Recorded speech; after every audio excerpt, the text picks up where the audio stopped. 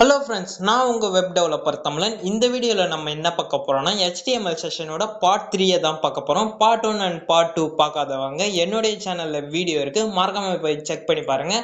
இந்த வீடியோவில் நம்ம என்ன பார்க்க போகிறோம்னா HTML பேஜை நம்ம எப்படி கிரியேட் பண்ணலாம், ப்ளஸ் HTMLோட பேசிக்ஸான டேக்ஸை பற்றி தான் நம்ம இந்த வீடியோவில் பார்க்க போகிறோம்.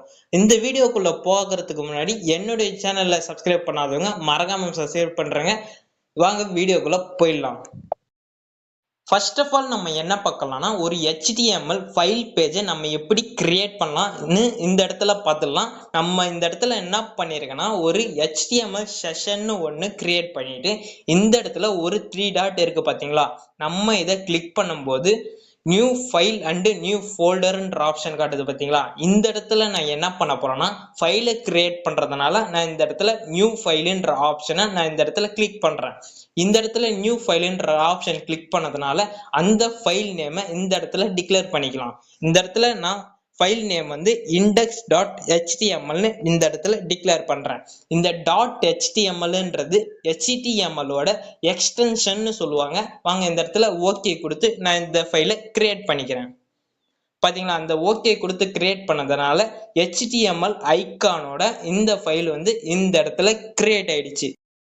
இப்படிதான் நம்ம HTML ஃபைல் பேஜை கிரியேட் பண்ணலாம். அடுத்தது நம்ம இதுல இருக்கிற பேசிக் டேக்ஸை பத்தி பார்த்துடலாம்.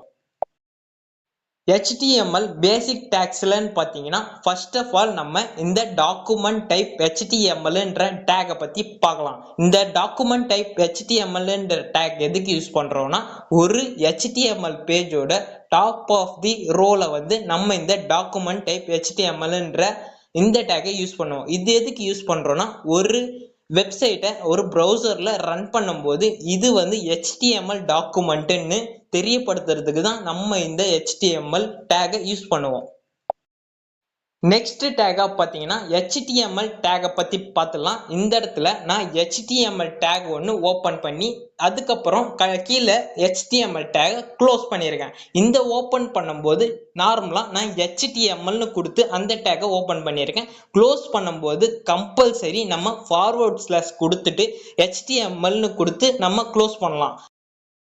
இந்த டேக் நம்ம எதுக்கு யூஸ் பண்றோம்னா, இந்த டேக்குள்ள தான் நம்ம ப்ரௌசர்ல விசிபிள் ஆகிற டைட்டிலா இருக்கட்டும் அண்ட் UI காம்போனன்ட்ஸா இருக்கட்டும் எல்லாமே நம்ம இந்த டேக்குள்ள தான் டிக்ளேர் பண்ணுவோம். அடுத்த டேகா பார்த்தீங்கன்னா ஹெட் டேகை பற்றி பார்த்துடலாம். இந்த ஹெட் டேக் வந்து நம்ம எதுக்கு யூஸ் பண்ணுறோம்னா, இந்த ஹெட் டேக்குள்ள தான் நம்ம வெப்சைட்டோட டைட்டிலையும் அண்டு வெப்சைட்டுக்கு தேவையான மெட்டா டேட்டாஸையும் நம்ம இந்த ஹெட் டேக்குள்ள தான் மோஸ்ட்டாக டிக்ளேர் பண்ணுவோம். ப்ளஸ் நம்ம CSS ஆட் பண்ணக்கூடிய லிங்க் டேக்கையோ ஆர் இன்டர்னல் CSSையும் நம்ம இதுக்குள்ள தான் நம்ம யூஸ் பண்ணுவோம். இதுக்கு அடுத்தபடியா பாத்தீங்கன்னா டைட்டில் டேகை பத்தி பார்த்துடலாம். இந்த டைட்டில் டேக் வந்து நம்ம எதுக்கு யூஸ் பண்றோம்னா, ஒரு வெப்சைட்டோட டைட்டிலை கொடுக்கறதுக்கு தான் நம்ம இந்த டைட்டில் டேக் யூஸ் பண்றோம். அதை எப்படி கொடுக்கலாம்னா, நம்ம இந்த டைட்டில் டேக்குள்ள ஒரு டைட்டிலை ஆட் பண்றேன். இந்த இடத்துல சிம்பிள் வெப்ன்ற ஒரு டைட்டில் ஆட் பண்றேன். வாங்க இப்ப ரன் பண்ணுவோமா.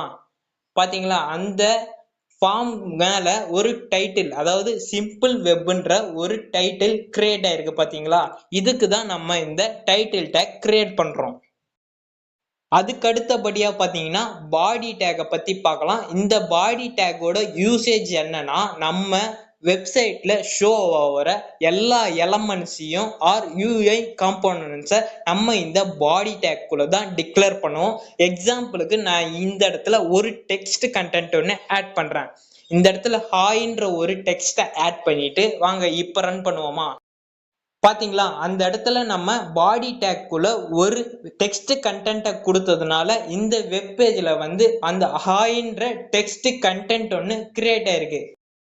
இந்த செஷனை நான் இதோட முடிச்சுக்கிறேன். இன்னும் சில பேசிக் டேக்ஸ் எல்லாம் இருக்கு, அதை பத்தி நான் அடுத்த செஷன்ல உங்களுக்கு டீட்டெயிலா எக்ஸ்பிளைன் பண்றேன். இந்த கண்டென்ட் உங்களுக்கு புரிஞ்சிருக்கும்னு நினைக்கிறேன். இந்த கண்டென்ட் புரிஞ்சிருந்துச்சுன்னா மறக்காம என்னோட சேனலை சப்ஸ்கிரைப் பண்றேங்க அண்ட் உங்களுடைய ஃப்ரெண்ட்ஸுக்கு ஷேர் பண்ணுங்க. இது மாதிரி இன்னும் நிறைய இன்ஃபர்மேஷனை நீங்க தெரிஞ்சுக்கணும்னா மறக்காம வெப் டெவலப்பர் தமிழ் சேனலை சப்ஸ்கிரைப் பண்றேங்க. அடுத்த வீடியோல பார்க்கலாம். Tata, bye by.